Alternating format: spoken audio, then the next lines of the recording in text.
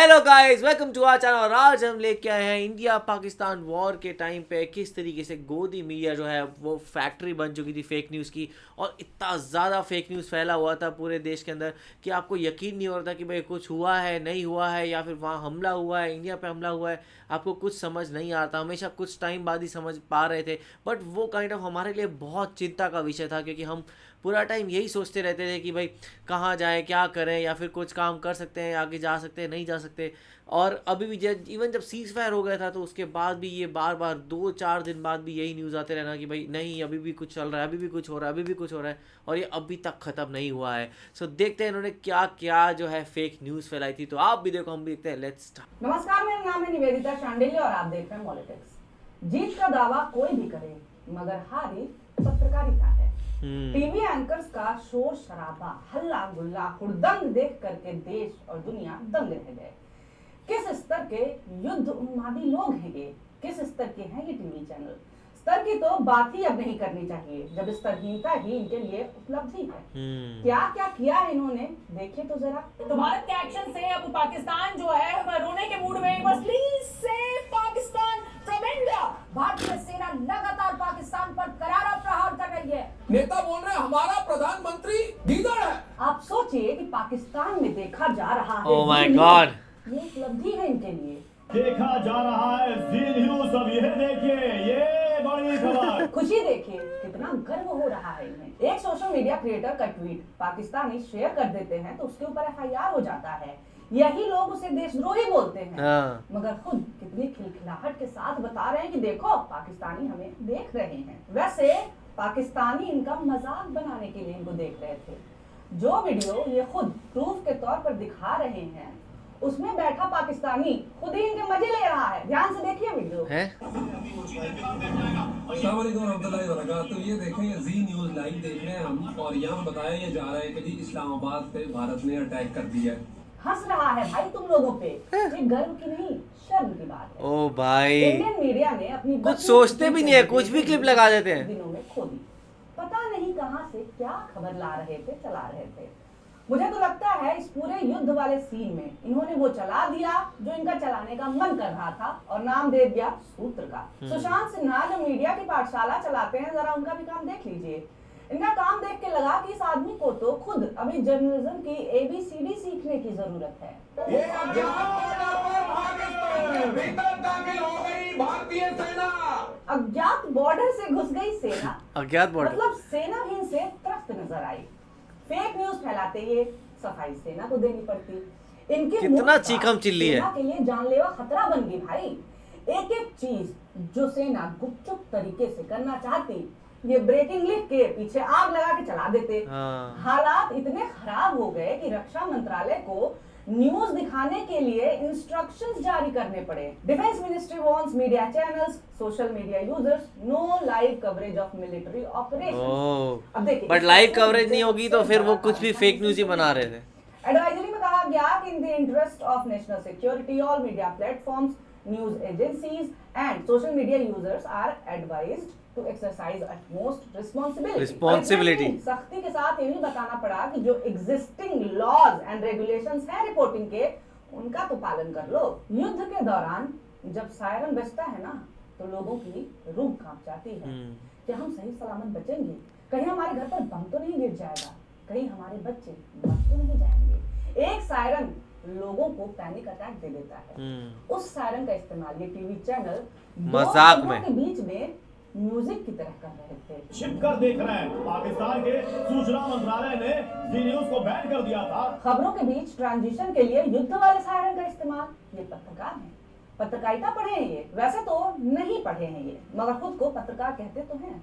बंद कर दो भाई, पूरे मीडिया को सर्कस बना दिया है। इतना सेंस क्या पूरे संस्थान में किसी के पास नहीं रहा होगा जो बोले कि सायरन मजाक नहीं है, मगर TRP मिल रही है तो फिर काहे के पत्रकार और काहे की पत्रकारिता। यहाँ भी डिफेंस को सामने आना पड़ा। चैनल्स को हिदायत दी गई कि सायरन का इस्तेमाल बैकग्राउंड म्यूजिक की तरह करना बंद। वाह, सब गवर्नमेंट को बताना पड़ता है इनको। पाकिस्तान से लड़ रही थी और देश में गोदी मीडिया से।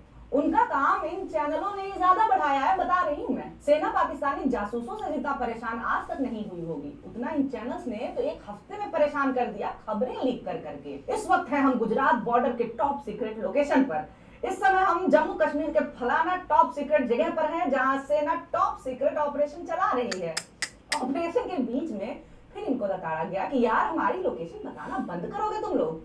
चलो मीडिया वाले मान गए, मगर फिर भी गजब लेवल की मूर्खता का प्रदर्शन किया आरोप के बाद। पाठशाला वाले सुशांत की ये वीडियो देखिए, समझ आ जाएगा कि मैं कह क्या रही हूँ।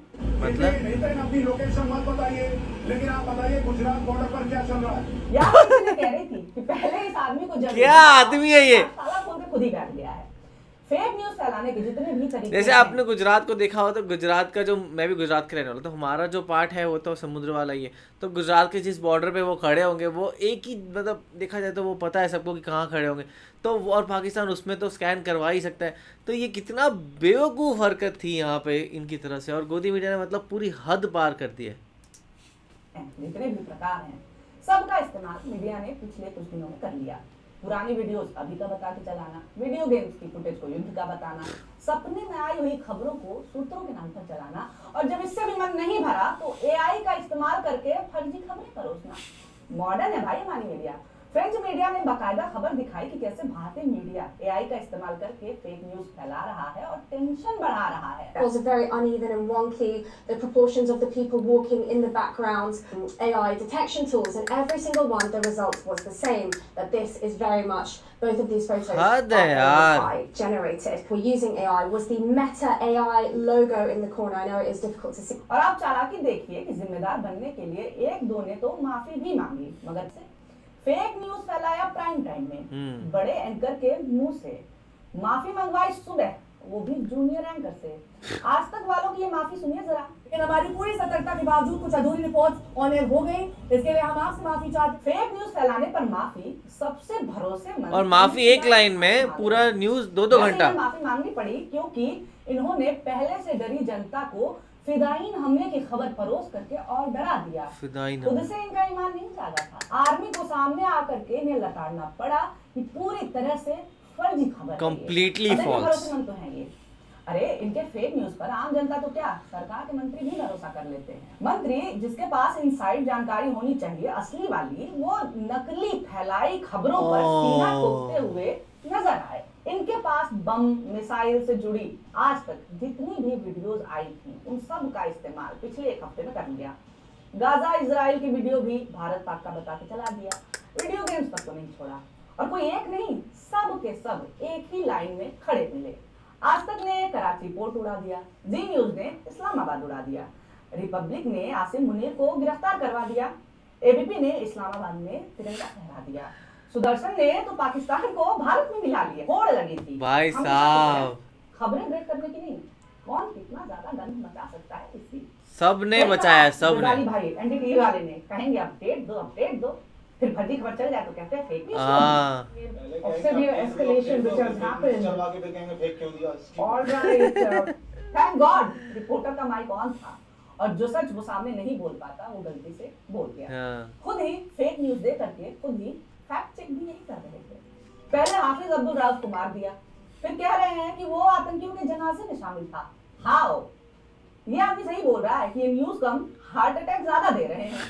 एक आदमी जो गोदी मीडिया की गिरने की होड़ में बिना गोदी मीडिया का हुए जीत गया, उसका नाम है रिटायर्ड मेजर। ओह भाई, इन्होंने भी बहुत काम खराब किया। मुक्त कर दो, ऐसे बोल रहे हैं जैसे वीर रस की कविता लिख रहे हो। एक बार नेवी बीच में आके कराची पोर्ट पे आग लगा दे, मजा आ जाएगा। एक बार मजा आ जाएगा भाई, वॉर को मजा बना रखा है। पाकिस्तान में आईएनएस विक्रांत है, वहां से करिए 15-20 BrahMos fire, set fire to the Karachi port, आग लगा दो कराची में, फूंक डालो पूरे शहर में।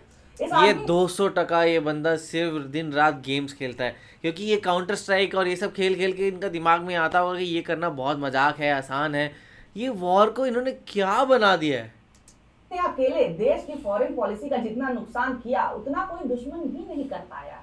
युद्ध के वक्त जब भारत दूसरे देशों का सपोर्ट चाह रहा था, तब इस आदमी के एक वीडियो ने एक बड़े देश से हमारे रिश्ते खराब करवा दिए।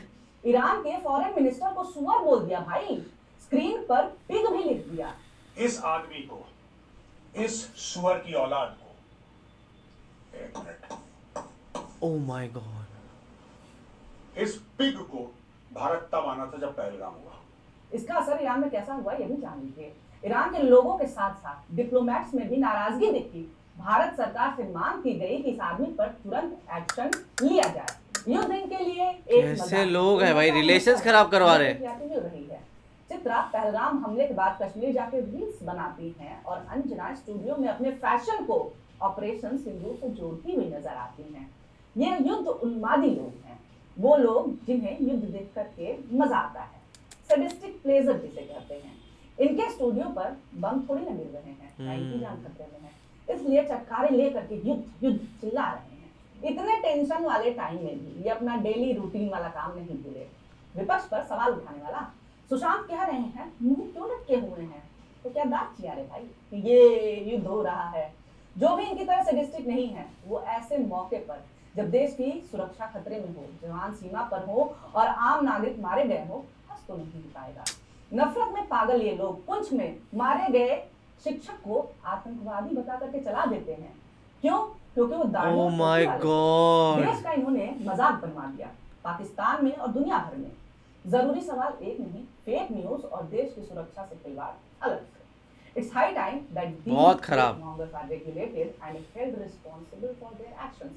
बाकी इन युद्ध वाली जगहों का असल में क्या हाल हुआ, यहाँ के लोग क्या कह रहे हैं, क्या चाहते हैं, कोई भी हद नहीं छोड़ी है उन्होंने। और जिस तरीके से गोदी मीडिया जो है वो बाहर आके करना चाह रही है ना, लाइक मैं खुद भी इन न्यूज़ पे ना कभी कभी नहीं इतना रिएक्ट करता था या नहीं इस तरीके से करता था, बट मुझे लगता है कि अब सबको करके बोलना चाहिए कि भाई नहीं चाहिए ये चीज़, इनको टोन डाउन करवाना पड़ेगा, बिकॉज ये बिल्कुल हद से पार जा रहे हैं और कुछ भी बोल रहे हैं, जो इनका मन आ रहा है, जो वो न्यूज़ पे चला रहे हैं, और बस लास्ट में क्या करना है वो एक सॉरी बोल के निकल जाना है। और फिर वो भी ये लोगों ने देख ली आगे, हम लोग थोड़ा ना पूरा दिन बैठ के न्यूज़ चैनल बैठ के देखते रहते हैं। हम मान लो कभी जिस दिन हमें न्यूज़ चाहिए और हमने 8-9 बजे चालू किया और हमने तो वही सेंसेशनलिस्ट न्यूज़ देखी ना, हमने तो उनका सॉरी भी नहीं देखा।